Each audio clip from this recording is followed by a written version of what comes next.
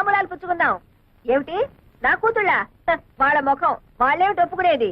ఈ నెలలోనే ఖాయం చేసుకుందాం, ఆ తర్వాత మూడో వస్తుంది.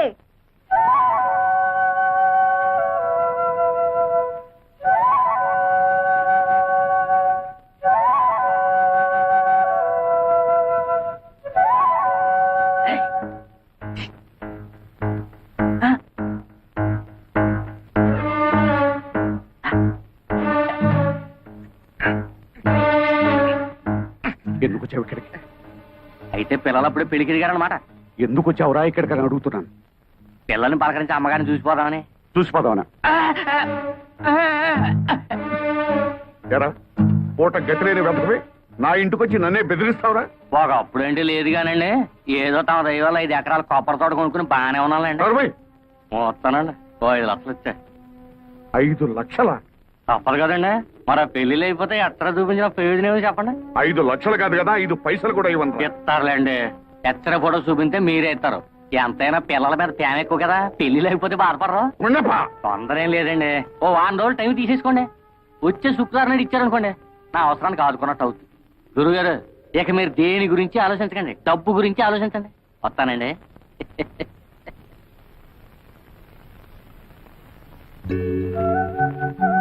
అదేంటి అర్జెంట్ గా రమ్మని కబురు చేసావు? ఏం లేదు, మా అమ్మ నాకు వేరే సంబంధం ఖాయం చేసింది.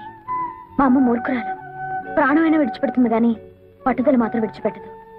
అందుకే ఈ రాత్రికి మన ఇద్దరం ఈ ఊరు విడిచి వెళ్ళిపోతున్నాం. చూడు, నేను ఈ ఊరు వచ్చింది మీ అమ్మ పొగరడిచి విడిపోయిన మన 2 కుటుంబాలు కలపాలని, ఇలా పారిపోవడానికి కాదు. అదంతా నాకు అనవసరం. రేపు 3:45కి తాంబూలాలు పుచ్చుకోవడానికి పెళ్లి వారు వస్తున్నారు. 3:30 దాకా నేను చూస్తాను. ఆ పెళ్లి చెడగొడతావో సరే సరే, లేదా పెట్టే బేడతో తిన్నగా నీ ఇంటికి వచ్చేస్తాను. ఆ తర్వాత ఏం చేసుకుంటావో అదంతా నీ ఇష్టం.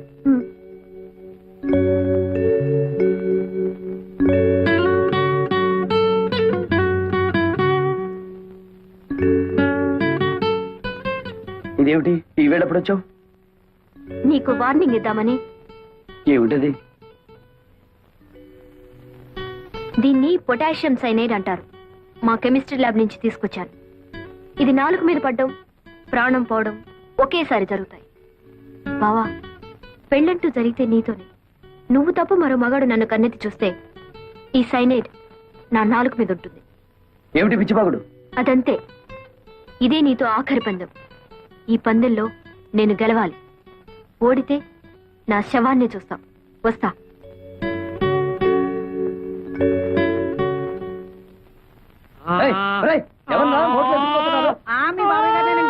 ఊరి దొంగ సన్నాసులారా, ఊపిరాడక వస్తాడ్రా, ముందు తిప్పండి.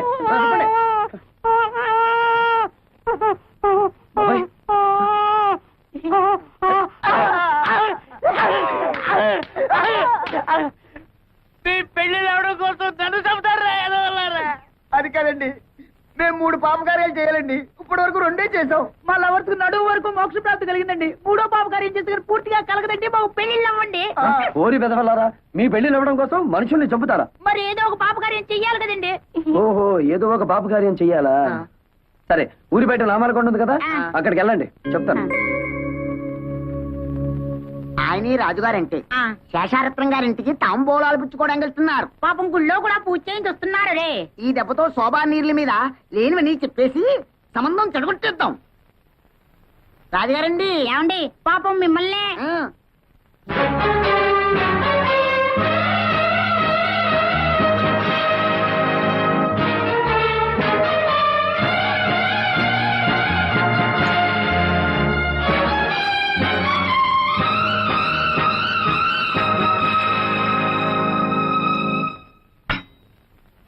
తీసుకోండి.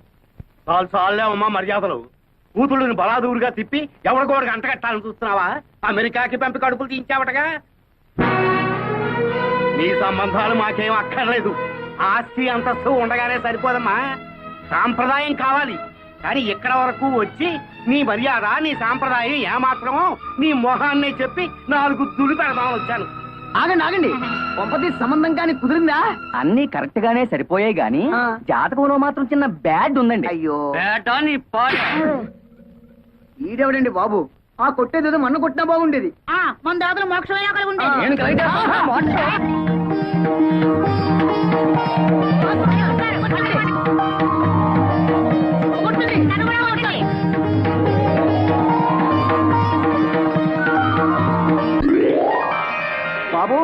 దండలు మార్చుకోండి.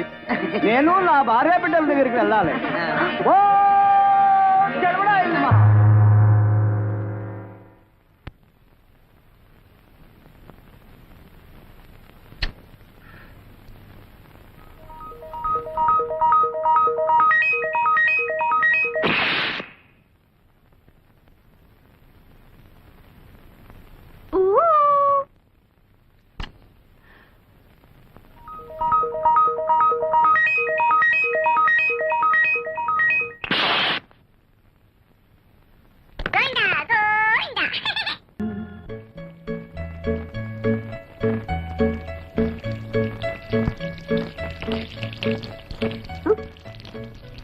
శోభా ఏమైంది నీకు? అబ్బా చిన్నదానికి కూడా ఏమో అయినట్టుంది.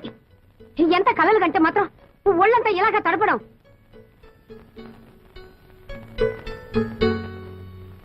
అమ్మే తాడికొండ వారి సంబంధం పెళ్లి చూపులకు బయలుదేరదామనుకుంటుండగానే గుండురాయి లాంటి వాళ్ళ తాతగారు గుండెకి చచ్చిపోయాక సంబంధం క్యాన్సిల్ అని రాసేశారు. అమ్మాయిని చూడక్కలేదు, ఫోటోలు చూస్తే చాలు అన్న పిఠాపురం సంబంధం వారు ఫోటోల్లోనే కాకుల్లా ఉన్నారు, నిజంగా కోతుల్లాగా. అది వారి అభిప్రాయం రాసినారు. దీంతో పెళ్లి సంబంధాల లిస్ట్ ఎల్లా కరణ్యం. మీరేం బాధపడకండమ్మా, ఎవరు ఎట్టిపోతే మనకే. నీకింత కష్టం వచ్చినప్పుడు మేం లేవు చెప్పవయ్యా. శోభ కుట్టికు నీరు కుట్టికు సరిగ్గా సరిపోయే 2 పిల్లకాయలు ఉన్నాయి. అల్లే రాజంశే. ఎవరు వాళ్ళు? మా బిడ్డలే, ఈయన కొడుకు నా కొడుకు. మా పిల్లకాయలకి సంబంధాలు రాక కాదు, పాలగట్టు నుంచి పాలకొల్లు నుంచి రెడీగా ఉన్నాయి. కానీ అమ్మగారు కష్టాల్లో ఉన్నారని క్యాన్సిల్ చేసేసినాం. అల్లే అవును, ఏదో ఇన్నాళ్ళు మిమ్మల్ని నమ్ముకునే ఇక్కడ పడున్నాం. మన సంబంధాలు కూడా కలిసిపోతే ఈ ఆస్తి బయటికి పోకుండా ఉంటుంది కదా అని సార్. మొగుడు తెచ్చిన నువ్వు, పెళ్ళాన్ని తెచ్చిన వీడు నా కూతుళ్ళని పెళ్లి చేసుకుంటామని అడుగుతారా? ఎంత ధైర్యమే మీకు? ఇంకొక మాట మాట్లాడారంటే డొక్క చించేస్తాను. ఆగమ్మే, మా సంగతి సరే. నీ కూతురు ఏమన్నా పత్తితులా? వాళ్ళ గురించి జిల్లా మొత్తం స్టోరీలుగా చెప్పుకుంటున్నారా? అయినా నల్ల కళ్ళద్దాలు పెట్టుకుని గదిలో ఎక్సర్సైజులు చేసే మీకేం తెలుస్తుంది బయట ఏం జరుగుతుందో? ఏమిట్రా పిచ్చివాగుడు? ఆగండి సరే. ఆడపెత్తనం ఉన్న చోట మగాళ్ళు మాట్లాడకూడదు, అది ఇంటి ఆచారం. విషయం ఇంత దూరం వచ్చాక ఇంకా దాచడం ఎందుకు? నిజం చెప్పేద్దాం. ఇంతకాలం మీరు ఏ సంబంధాన్ని వద్దనుకుంటున్నారో అదే మీ మేనల్లుడితో ఒక్కరు కాదు, మీ 2 కూతుర్లు కలిసి తోటల్లోనూ దొడ్లల్లోనూ తెగ కులికేస్తున్నారు.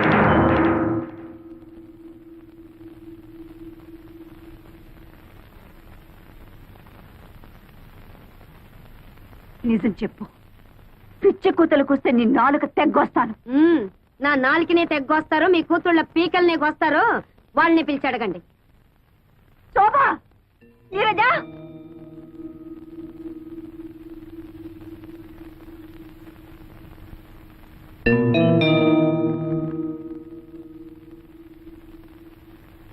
శోభ, ఆ కుక్కలేవి వాగుతున్నాయి.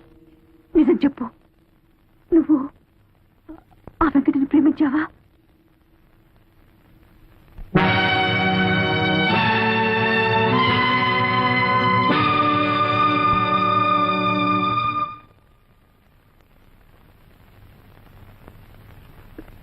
నువ్వు కూడానా?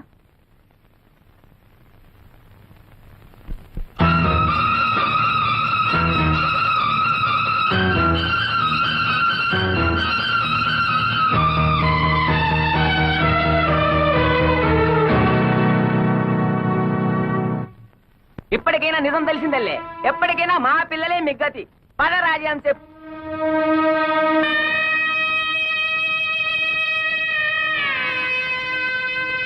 ఏమిటి, మీకు ఇది న్యాయంగా ఉందా? నేనేం ద్రోహం చేశానే మీకు? అల్లారు ముద్దుగా పెంచాను, అడిగినవన్నీ ఇచ్చాను. కడుపులో పెట్టుకుని పెంచుకున్నందుకు నా గుండెల మీద తంతారంటే నేనేదైతే ఇంట్లో జరగకూడదనుకున్నానో అదే జరిపారు. కాల క్రితం మరో స్త్రీతో సంబంధం పెట్టుకున్నారన్న నేరానికి ఆయన్ని వెలివేసి నాకు నేను శిక్ష విధించుకున్నాను. ఇప్పుడు మీరు నన్ను వెలివేసి వారికి దగ్గరవుతారా? వారంటే నాకు వ్యక్తిగతమైన విరోధం లేదే. కేవలం మీ నాన్నకు చుట్టమని ఆ వంశపు నీడ మీ మీద పడితే మళ్ళీ పాత కథ ఇంట్లో ప్రారంభమవుతుందన్న భయంతో వాడిని మీకు దూరంగా ఉంచితే మీరు వాడితో చేతులు కలిపి నాకు వెన్నుపోటు పొడుస్తారంటే అయిపోయింది, అంత అయిపోయింది. ఏదైతే ఇంట్లో జరగకూడదు అనుకున్నారో అదే జరిగిపోయింది. 20 సంవత్సరాలుగా నేను భరిస్తున్న బాధ మళ్ళీ మీ వల్ల ప్రారంభమైంది. ఇక నా వల్ల కాదు, నేను తట్టుకోలేను, నేను చచ్చిపోతాను. కానీ చచ్చే ముందు మీ ఇద్దరిని చంపి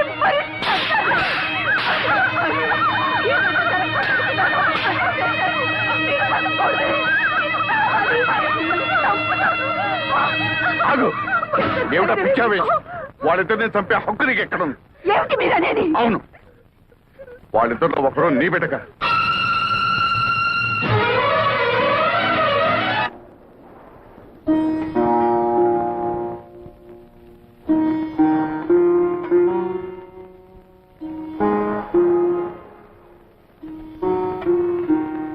ఈడొచ్చిన పిల్లల పెళ్లిళ్ళ విషయం మాట్లాడాల్సిన సమయంలో వాళ్ళ పుట్టుక గురించి మాట్లాడటం మన దౌర్భాగ్యం.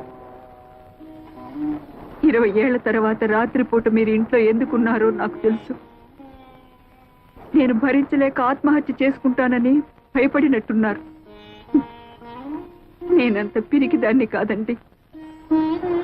నేనేనాడు మీ ముందు కన్నీళ్లు పెట్టుకోలేదు, మీ ఇతర విషయాలేవి పట్టించుకోలేదు. కానీ ఇవాళ ఒక తల్లిగా ప్రాధేయపడుతున్నాను. చెప్పండి, ఒకరు నా బిడ్డ కాదా? అవును, ఆ ఇద్దరిలో ఒక బిడ్డ నాగమణికి పుట్టింది. నాకు తెలియకుండా ఎలా జరిగింది?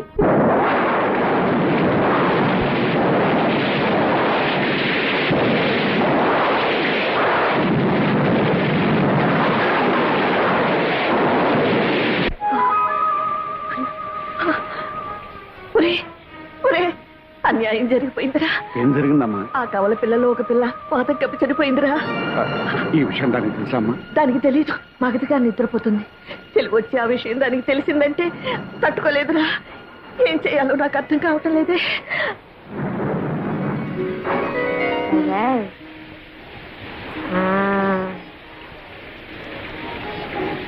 నేను వెళ్ళొస్తానమ్మా.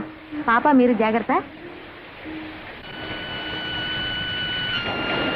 అమ్మా, ఆ చనిపోయిన బిడ్డను ఎలా తీసుకురా? నన్ను రమ్మన్నాదే, నిన్ను రమ్మన్నాదే, ఇద్దరిని రమ్మని ఎన్నిద్దరో ఎందిరో మావా నాగులు దండలు బాబు. ఎదుటి బాబు వాళ్ళు వస్తున్నారు. ఈ బిడ్డ బాబా నాదా, కానీ పెంచుకునే ప్రాప్తం లేదు, చనిపోయింది. ఈ విషయం మీ అమ్మగారికి తెలిస్తే తట్టుకోలేదు. అందుకనే రహస్యంగా మట్టి చేయడానికి తీసుకెళ్తున్నాను. మీకెందుకండి శ్రమ? నాకు ఇవ్వండి బాబు, ఇలా ఇవ్వండి బాబు. ఆనాడు మీ తల్లి కన్నీళ్లు తుడవడానికి మీరు నాకు ద్రోహం చేశారు. ఈనాడు మీ భార్య కన్నీళ్లు తుడవడానికి నా బిడ్డని. నాగమణి, నన్ను అర్థం చేసుకో. మన పాలిటి శాపం మన బిడ్డ పాలిటి వరమైందనుకో. వరం ఏమిటండి మీరిచ్చిన వరం? తల్లి నుంచి బిడ్డను వేరు చేయడమా? కన్న తండ్రి కన్న బిడ్డకి కన్న తల్లి ఎవరో తెలియకుండా పెంచడమా? నాగమణి, నీకెలాగూ సంఘంలో స్థానం కల్పించలేకపోయాను. కనీసం మన బిడ్డకైనా కల్పించి చేసిన తప్పును దిద్దుకొని. నా బిడ్డ ఎంతటి స్థానంలో ఉన్నా కూడా నాకు అమ్మ అని పిలిపించుకునే రాత ఇక ఉండదు కదండి. ఎందుకు నాగమణి బాధపడతా? నేనేమైనా పరాయి ఊరు తీసుకెళ్తున్నానా? నీ కళ్ళ ముందే పెరుగుతుందిగా.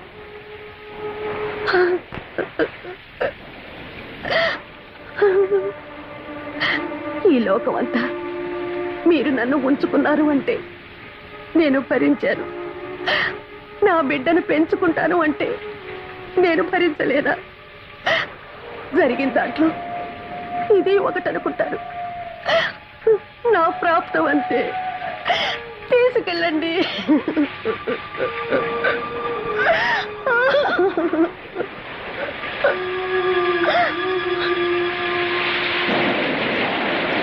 నన్ను రమ్మన్నది ఇద్దరిని. ఓ బిడ్డ పాచి పెట్టాను. ఇంకో బిడ్డ చేతిలో అంటే నాగమే అయ్యగారండి అదేడు బాబు అలా జరుచుకున్నారు నేనేం దియ్యను కాదు బాబు గొండప్పనే అయితే ఓ బిడ్డను మట్టి చేసి ఓ బిడ్డను మార్చేస్తున్నారన్నమాట గుండప్ప ఈ గుండప్ప కావలసింది పడైతే నోరు తెరవడు బాబు చనిపోయిన బిడ్డను వానలో తడుపుతా కప్పెడుతుంటే గొంతులో పోసింది దిగిపోయింది అందుకనే ఈ విషయం అట్టాగే మనసులో ఎత్తరే ఫోటోలాగా అట్టయిపోయిందండి ఈ రాష్ట్రాన్ని చప్పుతో కప్పేది బాబు ఏమిట్రా నువ్వు చేసిన పని నాగమణ్ణి పెళ్లి చేసుకుంటానంటే నీ ఒప్పుకోలేను దాన్ని దానికి పుట్టిన బిడ్డని నాకు మనవరాలిగా ఎలా ఒప్పుకోగలనురా ఆనాడు నీ పెద్దరికాన్ని గౌరవించానమ్మా ఆ గౌరవాన్ని నిలబెట్టుకోవాలనుకుంటే రత్నానికి తెలివి రాకముందే ఈ బిడ్డను తీసుకెళ్లి పక్కలో పడుకోబెట్టి అమ్మా పిల్లలిద్దరూ రత్నాల్లా ఉన్నారమ్మా. అది సరే కాని కోడలు పురుడు పూర్ణప్పుడు పట్టు చీర కావాలని పట్టుపట్టిన దానివి తీర ప్రశ్నించే సమయానికి ఎక్కడ తగలడ్డావే ఏం చేయనండి అమ్మా, అక్కడ నాగమణమ్మ గారు నొప్పులతో బాధపడుతుంటే అయ్యగారు నన్ను అక్కడికి పంపించారు. అక్కడ కూడా ఆడపిల్లే పుట్టిందమ్మా, అచ్చ అయ్యగారి పోలికే. ఎంతకాలం అని నోరు మోయించి నా కళ్ళు కప్పుతారు. ఏమి అచ్చం అయ్యగారి పోలికలతో పుట్టిన ఆ పిల్లెవరు, దాని తల్లెవరు? అది అది నేను ఇక్కడ నొప్పులు పడుతున్నానని తెలిసి కూడా నిన్ను అక్కడ పంపించారంటే ఆయన గారికి అంత ముఖ్యమైన మనిషి అది. చెప్పవే. తెలీదమ్మా. తెలీదు? తెలీదు. అబ్బా నన్నెందుకమ్మా కొడతారు? మీరు బాగానే ఉంటారు. అత్త మీద కోపం దొత్త మీద చూపించారని ఏమన్నా అంటే మా మీద విరుచుకు పడతారు. మీ పెళ్లి కాక ముందు నుంచి అయ్యగారికి నాగమణమ్మ గారికి సంబంధం ఉంది. ఈ సంగతి పెద్దమ్మ గారు కూడా తెలుసు. ఓహో, తల్లి కొడుకులు కూడబలుక్కునే నాకు అన్యాయం చేశారన్నమాట. అంత మాట అనకమ్మా. కేవలం ఆవిడతో పరిచయం అనుకున్నాను కానీ ఇంతవరకు వస్తుందని ఊహించలేదు. అబద్ధం ఆడకండి. ఆస్తి అంతస్తు కోసం ఆవిడ్ని బయటికి గెంటేసి నా సొమ్ము కాసపడి నా గొంతు కోశారు. దగ్గరుండి మీ కొడుకు చేత వ్యభిచారం చేయించారు. అమ్మా, ఏ చేసిన విషయం చెప్తే తప్పు వచ్చిందా? అమ్మ తర్వాత అమ్మ అత్తమ్మ అంటారు. సాటి ఆడదన్న గౌరవం కూడా లేకుండా నాకు ద్రోహం చేశారు. ఇంత జరిగాక అందరం కలిసి ఒకే చూరు కింద ఉండటం జరగని పని. నేను మా పుట్టింటికి వెళ్తున్నాను. వద్దమ్మా, ఇంటి కోడలు తెగతెంపులు చేసుకుని పుట్టింటికి వెళ్ళిపోయిందని అపకీర్తి నా కుటుంబం భరించలేదమ్మా. నేనే నా కూతురింటికి వెళ్ళిపోతాను. కానీ నీ భర్తకు మాత్రం అన్యాయం చేయకు. చూడండి, ఒకళ్ళు తిన్న కంచంలో తినే అలవాటు ఈ శేషారత్నానికి లేదు. ఏదో జన్మలో నేను చేసుకున్న పాపానికి శిక్షగా మీ వల్ల నాకు 2 బిడ్డలు కలిగారు. చాలు. సమాజాన్ని గౌరవించాలి గనక పేరుకు నేను మీ భారీగా ఉంటాను. అంతేగాని ఇక నుంచి మన ఇద్దరి మధ్య ఎలాంటి సంబంధం ఉండటానికి వీల్లేదు, ఉండదు. అది కాదు రత్నం. మీకు ఇష్టం లేకపోతే మీ అమ్మతో పాటు మీరు వెళ్ళొచ్చు. ఈ జరిగిన దాంట్లో నా స్వార్థమే ఉందనుకుంటావు, భగవంతుని నిర్ణయమే అనుకుంటావు, నీ ఇష్టం. నిన్ను చేసుకున్నానని ఆవిడ్ని చేరదీశానని నువ్వు 20 ఏళ్లుగా నన్ను వెలివేశారు. చేసిన తప్పుకు శిక్షగా మౌనంగా ఉండిపోయాను. పురిటి కన్నుని తీసుకొచ్చి ఇంటికి అప్పగించాను. అందులో ఎవరు ఎవరికి పుట్టారో నాకు మాత్రం ఎలా తెలుస్తుంది? కానీ ఇద్దరిని 2 కళ్ళగా పెంచావు. ఎవరికి అన్యాయం చేయవనే నా నమ్మకం.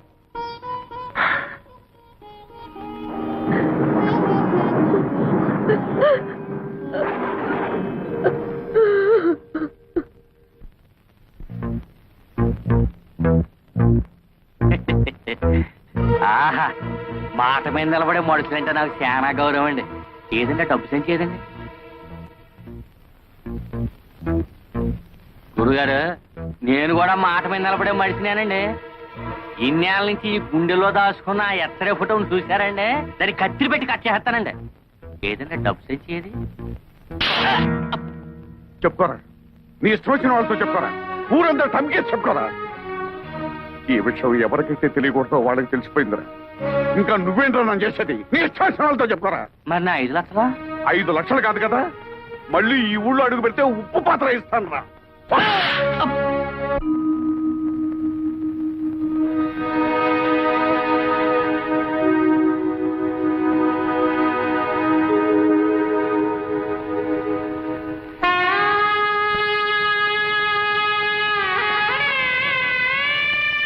ఇక బాధపడాల్సిన అవసరం లేదు. నేను ఒక నిర్ణయం తీసుకున్నాను.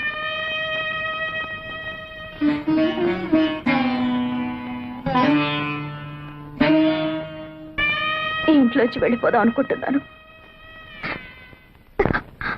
అవునమ్మా, నేను నీ రక్తం పంచు పుట్టిన బిడ్డను కాను. ఎందుకంటే బావని పెళ్లి చేసుకుంటాను ఆశీర్వదించమని నాయనమ్మని అడిగితే నన్ను ఆశీర్వదించలేదు.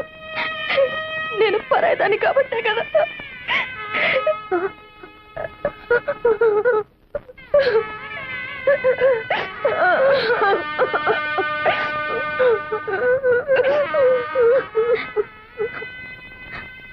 ఇన్నాళ్ళు నన్ను కన్న తల్లిలాగా పెంచినందుకు నీ రుణం ఎలా తీర్చుకోవాలో నాకు తెలియడం లేదప్పా.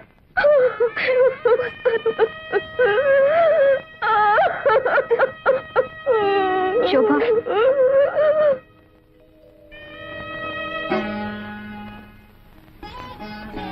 ఏమిటా నిర్ణయం?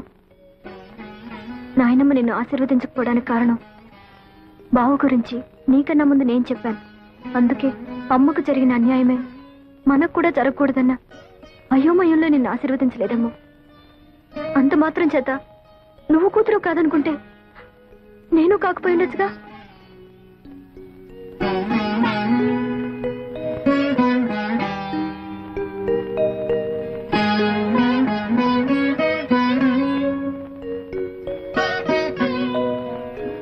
పంతొమ్మిది సంవత్సరాలు నువ్వు పంచి ఇచ్చిన మమకారం మర్చిపోయి 9 నెలలు ఎవరు నీ గర్భంలో పెరగలేదో తెలుసుకోవడానికి ఇన్నేళ్ల తర్వాత నా గడప తొక్కేవా తల్లి. అయినా పసిగుడ్డుగా ఉన్నప్పుడే నీ పక్కలో ఒక పిల్లని పడుకోబెట్టాను. వాళ్ళల్లో ఎవరు నాకు మాత్రం ఏం తెలుసు? ఎవరు సొంత బిడ్డ కాదు అని తెలుసుకోవడానికి నువ్వు నా దగ్గరికి వచ్చావని వాళ్ళకి తెలిస్తే ఆ పసి హృదయాలు ఏమైపోతాయి? ఏం చేయాలో తోచడం లేదత్తయ్య. మిమ్మల్ని కష్టపెట్టిన పాపం తన్నిలా ఏడిపిస్తుందేమో.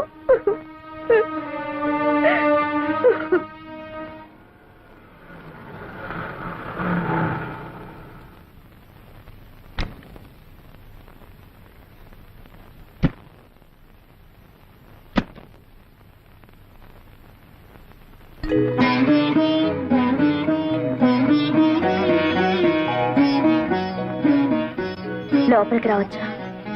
రాకూడదు. వస్తానంటే వద్దనడం సంస్కారం కాదు. ఇది సంస్కారాలు ఇల్లు కాదులేమ్మా. సరే, వచ్చిన పని చెప్తాం. మేం జానకి రామయ్య గారి పిల్లలం. మా ఇద్దరికి తండ్రి ఒకరే, తల్లులే వేరు. ఇందులో మీరు మాలో ఎవరికి తల్లి? తెలిస్తే ఏం చేస్తారు? గుండెల్లో లేని ప్రేమని బలవంతంగా గొంతు దాకా తెచ్చుకొని అమ్మా అని పిలుస్తారా? ఇన్నాళ్ళు తల్లికి దూరంగా పెరిగినందుకు విధిని నిందిస్తారా? ఒకటి మాత్రం నిజం, ఎవరికైనా తల్లి అనేది సత్యం, తండ్రి అనేది నమ్మకం. మీ విషయంలో తల్లి అనేది కూడా నమ్మకం అవడం దురదృష్టం. మాకు కావాల్సింది నిజం. ఆ నిజం నాకు తెలియదు, తెలిసినా చెప్పను. ఎందుకంటే అమ్మ అనే పదానికి అనంతమైన అర్థాలున్నాయి.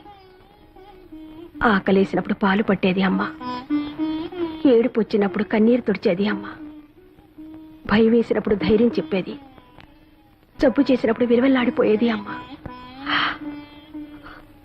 నేను మీలో ఒకరికి రక్తం పంచానేమో, కానీ ఆ తల్లి జీవితాన్ని పంచింది.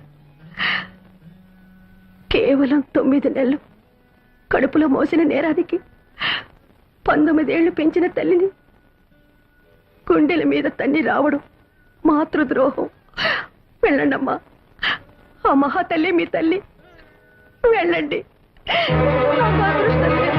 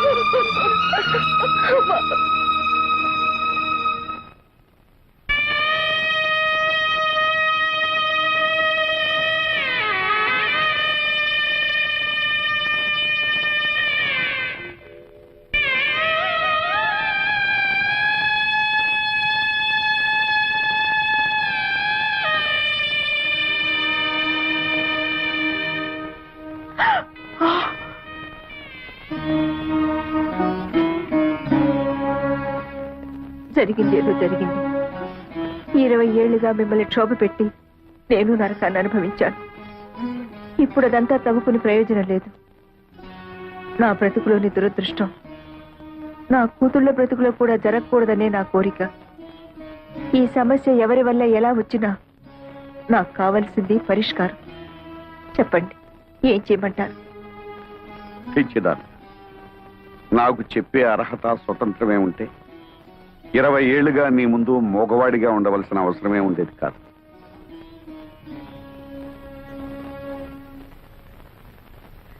అత్తయ్య, మీరైనా చెప్పండి, నన్నేం చేయమంటారు? బ్రతుకు చివరిలో ఉన్నదాన్ని నాకేం తెలుస్తుందమ్మా? బ్రతుకు మొదట్లో అడుగు పెట్టబోతున్న వాళ్ళని అడుగు. భగవంతుడా,